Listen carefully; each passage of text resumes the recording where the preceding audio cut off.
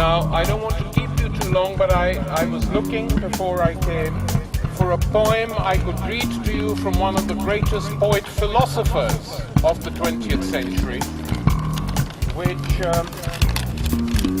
I think will mean something to you. It's a poem written by Bertolt Brecht, one of the great German playwrights, philosophers, dramatists, and poets. And I just want to say a few words about Brecht, in case some of you may not have heard of him.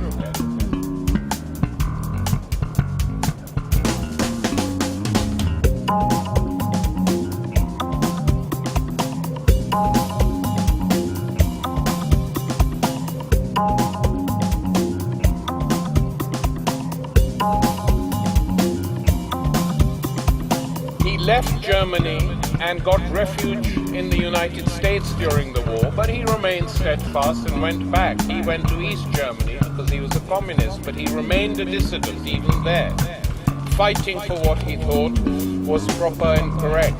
And after East Germany collapsed and Germany was unified, some of the German social democrats, more cultured than their English equivalents, were nervous that everything produced in East Germany was being described as rubbish. And Helmut Schmidt, who had been one of the leaders of German social democracy, went at a SPD conference in Germany, told the gathered people in their thousands, don't write off everything the East Germans did. Some of their stuff was pretty good and better than ours.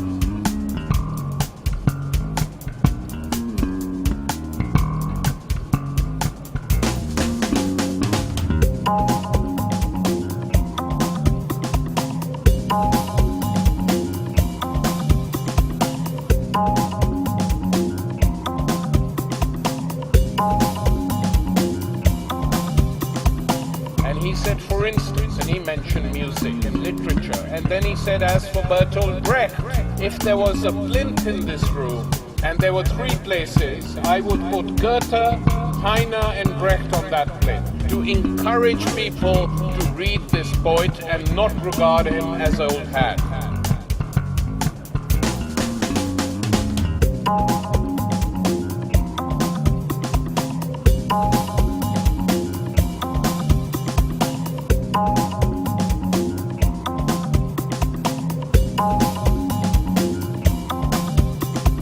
And I'm going to read this poem to you because it has inspired me in the past.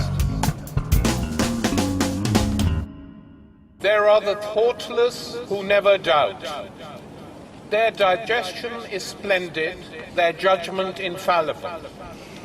They don't believe in the facts, they believe only in themselves. Their patience with themselves is boundless. To arguments, they listen with the ear of a police spy. The thoughtless who never doubt meet the thoughtful who never act.